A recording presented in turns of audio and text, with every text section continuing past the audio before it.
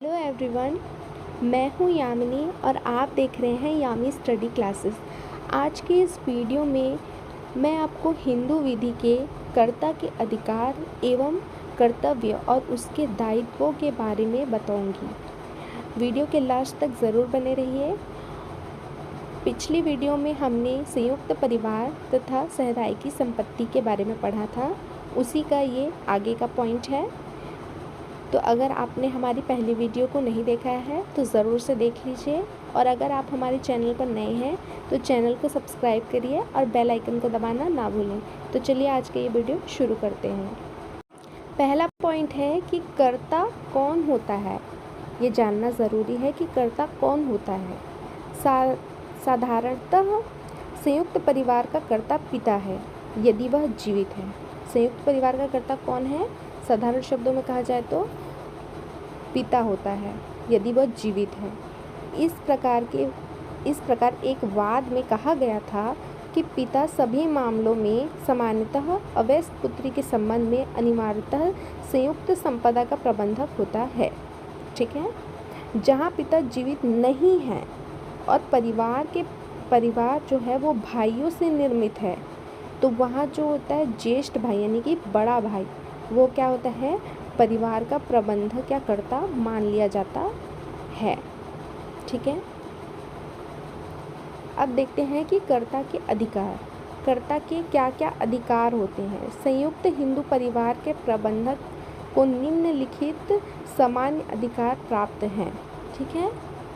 संयुक्त हिंदू परिवार के प्रबंधक को निम्नलिखित सामान्य अधिकार प्राप्त हैं।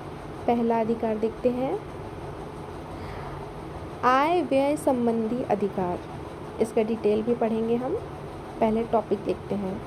पहला है आय व्यय संबंधी अधिकार, दूसरा है संविदा संपन्न करने का अधिकार, तीसरा है समझौता करने का अधिकार, चौथा है वादों में प्रतिनिधित्व करने का अधिकार, और पांचवा है संयुक्त परिवार के कारोबार के प्रबंधन का अधिकार।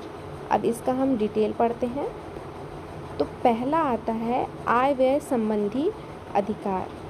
कर्ता परिवार की आय तथा व्यय के ऊपर अपना अधिकार रखता है तथा व्यय के बाद जो बचत होती है उसका अभिरक्षक भी वह होता है। ठीक है।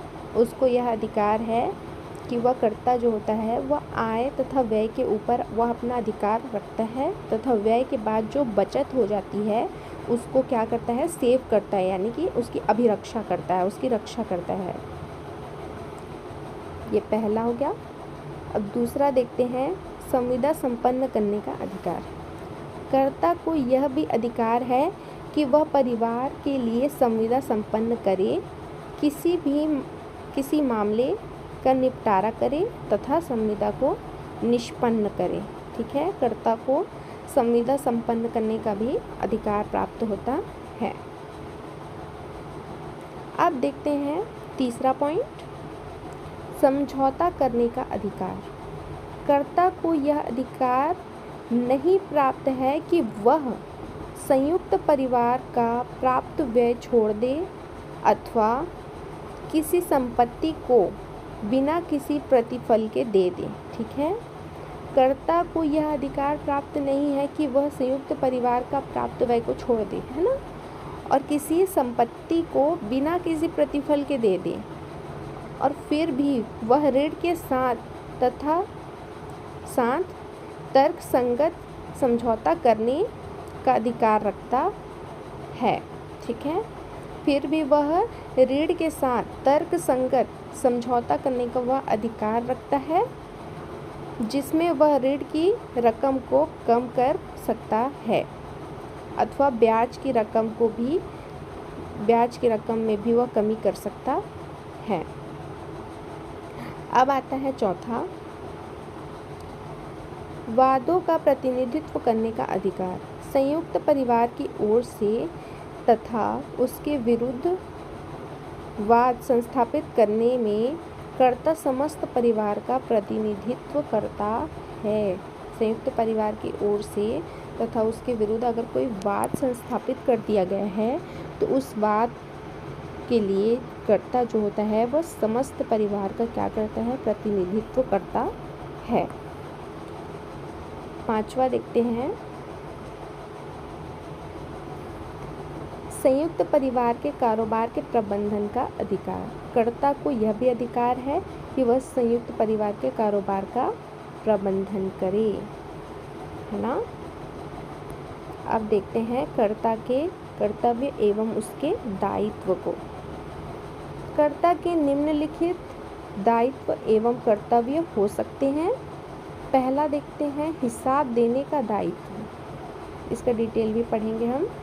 दूसरा है परिवार के ऋणों को वसूल करने का दायित्व। तीसरा है उचित व्यय करने का कर्तव्य। चौथा आता है अन्य सहदायियों की सहमति के बिना नया कारोबार न प्रारंभ करने का कर्तव्य। ठीक है, इसका डिटेल देखते हैं, उससे और अच्छे से समझ में आ जाएगा। हिसाब देने का दायित्व। कर्ता का यह परम कर्तव्य है कि वह सहदाई की संपत्ति तथा उसके प्राप्त आय के संबंध में किए गए व्यय का हिसाब अन्य सहदायियों को दे। इससे तो आपको आसानी से समझ में आ गया होगा कि कर्ता का यह परम कर्तव्य होता है कि सहदाई की संपत्ति जो है उसमें कितना आय व्यय हुआ है उसका हिसाब को देना, अन्य सहदायियों को देना। पहला हो गया। अब दूसरा देखते हैं, परिवार के ऋणों को वसूल करने का कर्तव्य। कर्ता का यह कर्तव्य है कि वह परिवार के ऋण को वसूल करे, किंतु वह स्वयं किसी ऋण को छोड़ नहीं सकता। ठीक है, परिवार के ऋणों को वह वसूल कर सकता है लेकिन वह किसी ऋण को वह छोड़ नहीं सकता। उचित व्यय करने का अधिकार। तीसरा आता है उचित व्यय करने का अधिकार।